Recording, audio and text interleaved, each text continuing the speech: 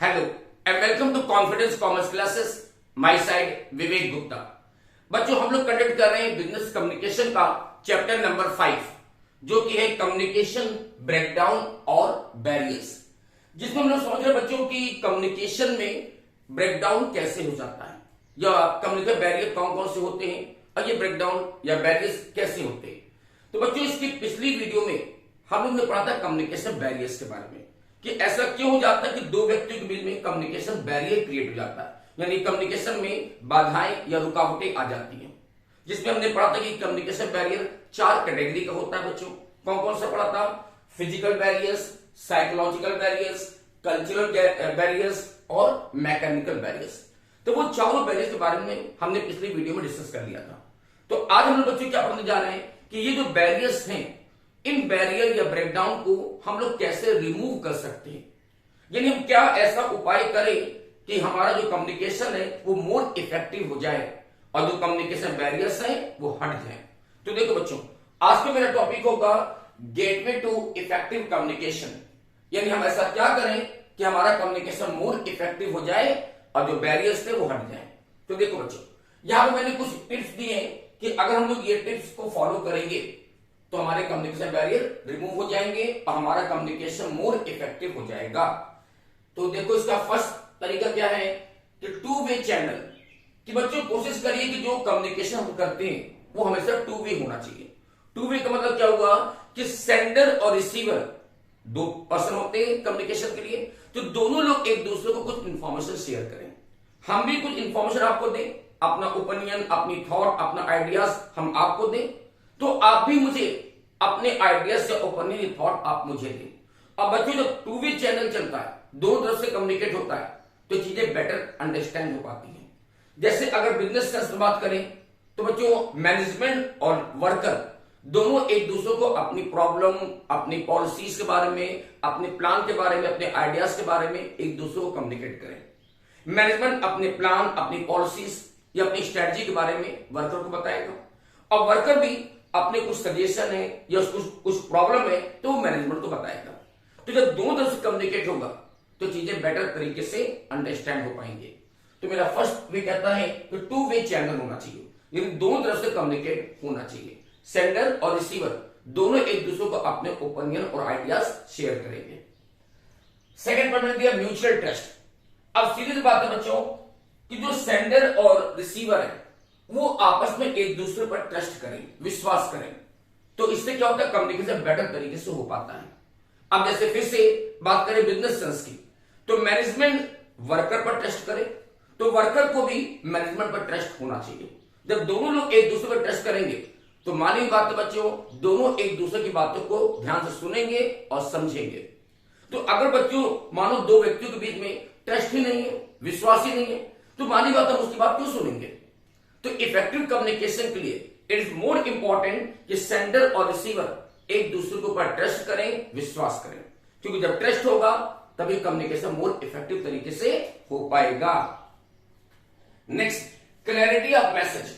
But it is also important point कि आप जो मैसेज दूसरों को कन्वे करते हैं उसमें ऑलवेज क्लैरिटी होना चाहिए, यानी आप स्पष्ट रूप से बताएं कि आपका कहना क्या चाहते हो, आपके आइडियाज क्या हैं, आपका ओपिनियन क्या है, वो क्लियर कट होना चाहिए। तो कोशिश ये करें कि मैसेज हमेशा ब्रीफ में हो, छोटा हो और बिल्कुल क्लियर कट हो कि आपका प्लान क्या है, आपकी पॉलिसी क्या है, आप कहना क्या चाहते हैं, वो मैसेज बिल्कुल क्लियर होना चाहिए ताकि सामने वाले व्यक्ति को समझने में प्रॉब्लम ना आए। सोचो बच्चों, अगर हम मैसेज बहुत बड़ा रखते हैं या फिर बातों को घुमा घुमा कर बताते हैं, जगली लैंग्वेज का यूज करते हैं, तो वो क्या होता है, वहां पर कम्युनिकेशन बैरियर क्रिएट हो जाता है, चीजें समझ में नहीं आ पाती हैं। तो कोशिश करिए मैसेज ब्रीफ में हो और बिल्कुल क्लियर मैसेज हो कि हम क्या कहना चाहते हैं, मेरे आइडियाज, मेरा ओपिनियंस है क्या। Next, timely message. बच्चों, it is most important point कि इफेक्टिव कम्युनिकेशन के लिए जो मैसेज दिया जा रहा है वो टाइमली होना चाहिए। सोचिए बच्चों, अगर कोई मैसेज टाइमली दिया जाता है तो उसकी इंपॉर्टेंस अपने आप बढ़ जाती है, वो ज्यादा मोर इफेक्टिव हो जाता है। और अगर वही मैसेज सोचो आउट ऑफ टाइम दिया जाए, टाइम निकल गया उसके बाद मैसेज दे रहे हैं, तो उस मैसेज की कोई इंपॉर्टेंस नहीं रह जाती। अब जैसे एग्जांपल लें कि अगर मान लो बच्चों आपके एग्जाम से पहले अगर मैं आपको कोई चीज पढ़ाता हूं तो आप उसको ध्यान से सुनते हो, समझते हो, क्यों एग्जाम आने वाला है, तो उस चीज को आप ध्यान से सुनेंगे, पढ़ेंगे, समझेंगे। लेकिन सोचो अगर वही चीज बच्चों एग्जाम के बाद पढ़ाया जाए तो क्या उसको पढ़ने की कोशिश करोगे? क्या समझोगे? क्या कभी नहीं समझोगे। क्यों? आपने कहा सर एग्जाम तो खत्म हो गया, अब क्या पढ़ें? जब एग्जाम में पहले नहीं पढ़ा तो अब क्या पढ़ेंगे? तो मानी बात है, बच्चों एग्जाम खत्म हो गया तो अब उस सब्जेक्ट को पढ़ाने से कोई मतलब नहीं निकलता, क्योंकि टाइम एक्सपायर हो गया। तो कोई भी मैसेज जब टाइमली दिया जाता है तो उसकी इंपॉर्टेंस ज्यादा होती है, वो मोर इफेक्टिव होता है। नेक्स्ट, गुड रिलेशनशिप, कि बच्चों जब भी कम्युनिकेट किया जाए तो it is very essential, it is very necessary कि जिनके बीच कम्युनिकेट हो रहा है उनमें गुड रिलेशनशिप होना चाहिए।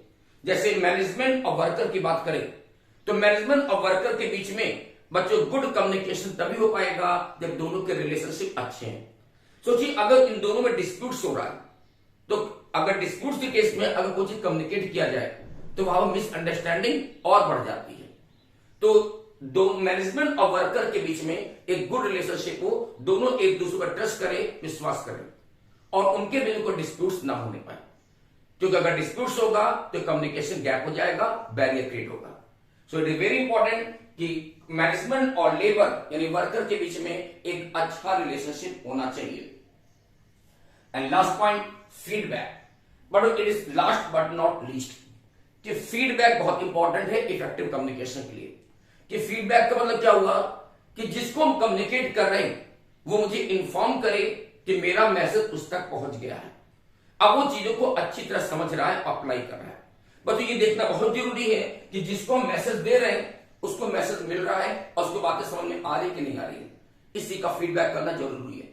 जैसे बच्चों जब हम क्लास में कुछ चीज पढ़ाते हैं तो आफ्टर द क्लास मैं आप लोग से पूछता हूं कि डू यू अंडरस्टैंड, ये बात पूछते हैं ना, डू यू अंडरस्टैंड, तो आप लोग क्या कहते हो? Yes sir. तो इसका मतलब आपको मेरी बात समझ में आ गई। तो ये क्या है? फीडबैक। तो जिसको आप मैसेज दे रहे हैं, जिसको आप इंफॉर्मेशन दे रहे हैं, उससे फीडबैक मिलना जरूरी है कि उसको मेरी बातें समझ में आ रही कि नहीं आ रही है, मेरी इंफॉर्मेशन उस तक पहुंची कि नहीं पहुंची, इसी को जानना जरूरी होगा। तो ये था बच्चों हमारा इफेक्टिव कम्युनिकेशन का तरीका, कि अगर हम इन चीजों को अप्लाई करेंगे तो बच्चों हमारा कम्युनिकेशन मोर इफेक्टिव होगा। ठीक है, चलो आगे बढ़ते हैं। हमारा नेक्स्ट और लास्ट पॉइंट आता है बच्चों इस चैप्टर से, that is principles of effective communication, यानी एक इफेक्टिव कम्युनिकेशन के लिए क्या क्या क्वालिटी होना चाहिए। कि अगर हम चाहते हैं कि मेरा कम्युनिकेशन मोर इफेक्टिव हो तो फिर उसमें ये क्वालिटी होनी चाहिए। क्या क्वालिटी होनी चाहिए? देखो बच्चों फटाफट, पहली बात तो कहता है कंप्लीटनेस, कि भाई आप जो मैसेज दे रहे हैं वो ऑलवेज कंप्लीट मैसेज होना चाहिए।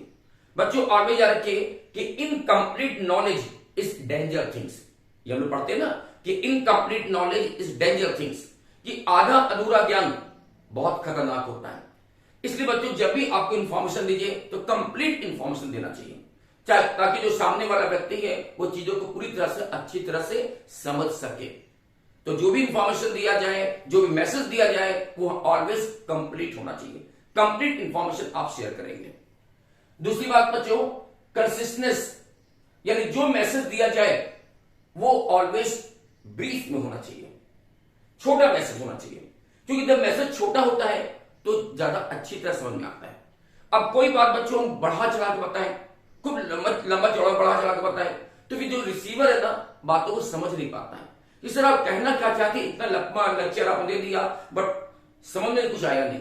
तो इसलिए कोशिश करो कि जहां तक पॉसिबल हो मैसेज हमेशा ब्रीफ में हो, छोटा होना चाहिए, ताकि चीजें अच्छी तरह से समझ में आ पाएंगी। नेक्स्ट, क्लैरिटी, कि जो भी आइडियाज, जो भी इंफॉर्मेशन आप दे रहे हैं उसमें बच्चों क्लैरिटी होना चाहिए, यानी उसमें कोई जंगली लैंग्वेज का यूज मत करिए, आप फालतू चीजें मत यूज करिए, क्लियर कर बताइए कि आपका आइडियाज, आपका पॉलिसीज है क्या। ठीक है। नेक्स्ट, करेक्टनेस, यानी जो भी मैसेज दिया जाए वो 100% बिल्कुल करेक्ट होना चाहिए, क्योंकि बच्चों अगर हम कोई फेक इंफॉर्मेशन देते हैं तो इससे हमारी इमेज का लॉस होता है, लोग हमारे पर विश्वास कम नहीं करेंगे, और जब विश्वास नहीं करेंगे तो फिर हमारी बातों पर कभी अप्लाई नहीं करेंगे।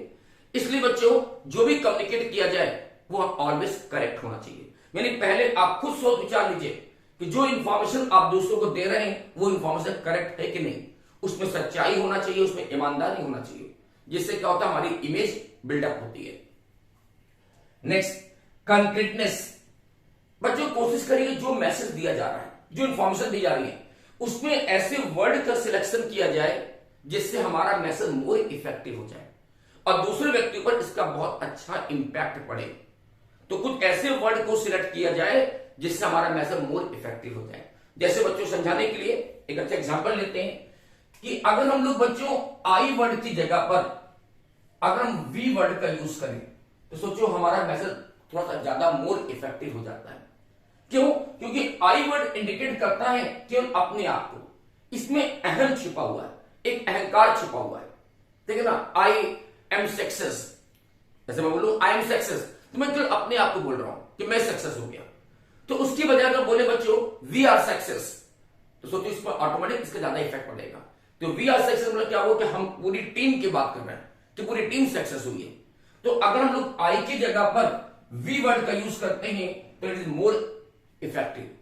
तो आप इस तरह से कुछ ऐसे वर्ड को सिलेक्शन करिए जिससे हमारा जो मैसेज है वो मोर इफेक्टिव हो सके। ठीक है। Next, consideration. बच्चों कंसिडरेशन का मतलब क्या हुआ कि जब भी कोई इंफॉर्मेशन हम दूसरों को देते हैं तो इंफॉर्मेशन देने से पहले एक बार बच्चों खुद रिसीवर बन के सोचिए कि अगर आप खुद रिसीवर होते तो इस इंफॉर्मेशन का आपके ऊपर कैसा इफेक्ट पड़ता। और सोचिए अगर कोई बात आपको बुरी लग सकती है, आपको खराब लग सकती है, तो मानी बात है वो बात दूसरों को भी बुरी लगेगी। अगर मुझे लगता है कि ये बात अगर मैं दूसरों को बताने जा रहा हूं तो पहले खुद देख लीजिए कि अगर ये बात कोई आपको बताए तो आपको कैसा लगेगा। तो अगर मान लो वो बात मुझे बुरी लग रही है तो माने वो दूसरों को भी बुरी लगेगी। तो वो भी मैसेज देने से पहले उसको अच्छी तरह से नाप तोल लीजिए, उसको समझ लीजिए, क्योंकि कही गई बातें वापस नहीं होंगी। एक चीज ध्यान रखिए कि आप जो दूसरों को मैसेज अगर दे देते हैं तो वापस नहीं होता। इसलिए मैसेज देने से पहले उसको अच्छी तरह सोच विचार कर लीजिए, उसको कंसिडर कर लीजिए और एक बार रिसीवर बनकर सोच लीजिए कि अगर आप खुद उस मैसेज के रिसीवर होते तो उसका आपके ऊपर कैसा इफेक्ट पड़ता। और अगर आपको लगता है ये मैसेज सही है, एज अ रिसीवर मुझे अच्छा लग रहा है मैसेज, तो आप दूसरों को कन्वे कर सकते हो। ठीक है। तो अच्छी तरह सोच विचार करके मैसेज देना है। And last point, courtesy. बच्चों कोर्टेसी मतलब क्या हुआ? शिष्टाचार। कि आप जो मैसेज देते हैं उसमें बच्चों शिष्टाचार होना चाहिए, यानी कोर्टेसी होना चाहिए।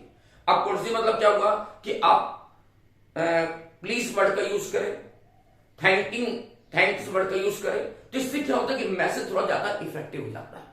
तो जब ये कोई मैसेज राइटिंग फॉर्म में लिख रहे हैं तो प्लीज वर्ड का यूज करो, थैंक यू वर्ड का यूज करो, सॉरी वर्ड का यूज करो।